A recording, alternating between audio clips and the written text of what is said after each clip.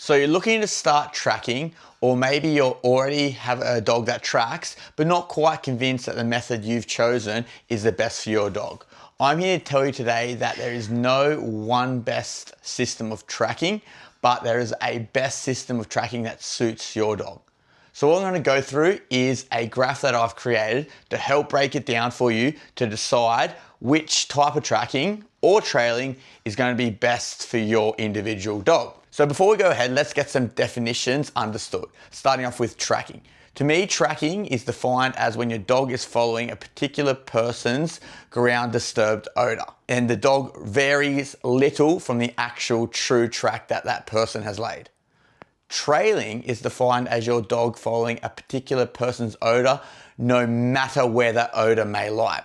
And typically, the dog has a little bit more freedom to venture off that true track to find where that odor has blown. Might be wind-blown odor, and that's taking your dog off the actual true track. And in trailing systems, that is encouraged and allowed so long as the dog gets to the track layer at the end of the track. That being the case, it's important to know what type of tracking methodologies best suit your dog, because no two dogs are the same. Everyone's dog has their own idiosyncrasies and own challenges that they will face. So that's why I've created this quadrant graph to help you better decide where your dog fits in that graph. And then from there, you'll be able to best make a decision of what type of tracking methodologies suit you the best. So starting off, we're going to look at two factors. The first being drive. So I'm going to draw the x-axis here, okay? And that's our drive axis. On this side, we're going to have low drive, and on this side, we're going to have high drive. For simplicity reasons, let's describe drive as your dog's motivation to do a particular task. If your dog is highly motivated and is enjoying that task, they are on the high drive of that spectrum. If your dog suffers from lack of motivation, doesn't really want to do that task, then they're going to be on the low side of that spectrum. Once we have our drive spectrum, we're then going to look at the y-axis, which is the dog's focus, okay? Up the top, we're going to have high focus, and down the bottom, we're going to have low focus. Focus is best described as your dog's ability to concentrate on a particular task without getting distracted. So looking at this graph, we have four distinctive quadrants. High drive, high focus, high drive, low focus, high focus, low drive, and low drive, low focus. Okay, so we're going to go through each of these separate quadrants and describe what type of tracking or trailing methodology best suits. So what I'll suggest is have a look at these quadrants, decide where your dog fits in that quadrant, because that's going to help you decide which methodology to start your dog's tracking journey on, or if you currently do have a dog that knows tracking or trailing, which system is best suited for them. So starting off on the top right-hand quadrant, high drive, high focus. This is typically your working line dog, be it police or military. Dogs of this nature are highly sought after because they have all the right characteristics, both in drive and the ability to focus. So typically you're looking at your Belgian Malinois, your German Shepherds, your typical working police and military dogs. If you have a dog that is in this quadrant, good news for you, any system of tracking or trailing will work. But in my opinion, if you have a dog that falls in this quadrant, you are best to start your dog off in a tracking methodology. Depends on what you have available, but if you have available and access to a trainer that can teach tracking techniques, I would highly recommend you start off with that. Think about it, all military and police forces around the world utilize a tracking system to teach their dogs. And there's no secret why, because they have found that gives them the most consistent results. That being said though, trailing will still work, but if I had my choice if I had done this system, I'd go tracking first over trailing, okay?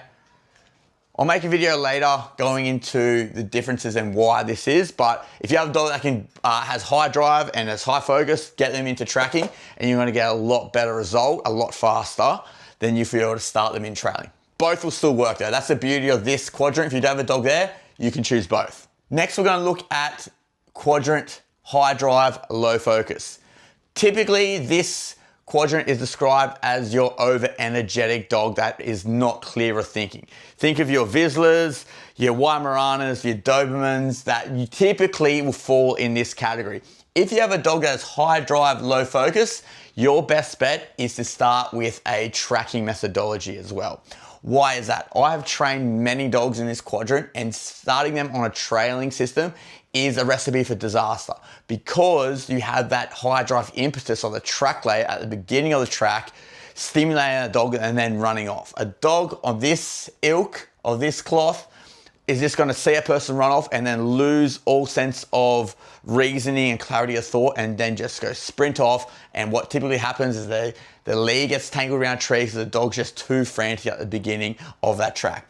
What you're better off if you have a dog in this quadrant is to work on tracking methodologies, okay? So that's another one for tracking training. Why you want to start off tracking training is because there's a lot less impetus at the beginning of the track. That way the dog can have more clarity of thought when it is following that footstep and crushed ground disturbance to the end of the track. Once your dog has a established foundation in tracking, by all means you can go to a bushland environment and do some tracking / trailing there.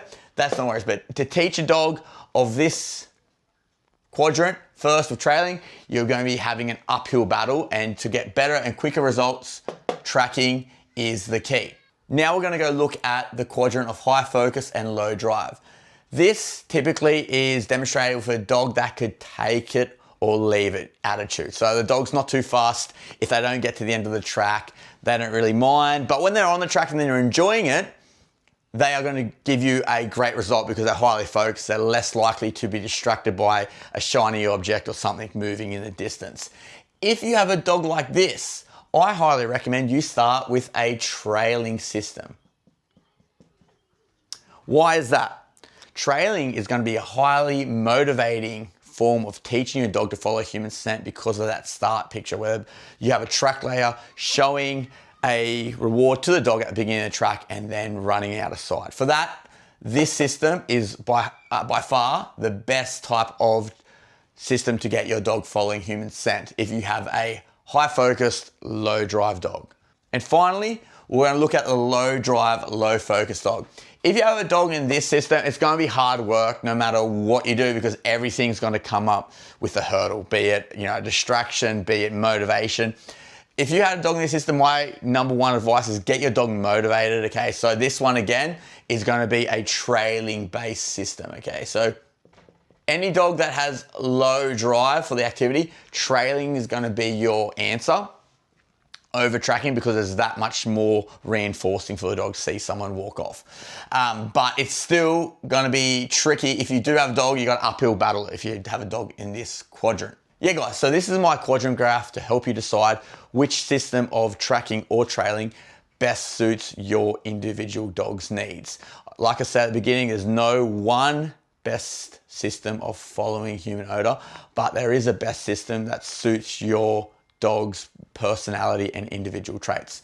So have a look at this quadrant. Tell me where your dog lies in that quadrant and if you agree with this system and this place. If not, I'm sure there's outliers, but just in a general sense of things, this is what I've noticed throughout my years of police dog tracking as well as teaching hundreds of people how to track. So yeah, hope you enjoyed. Thanks.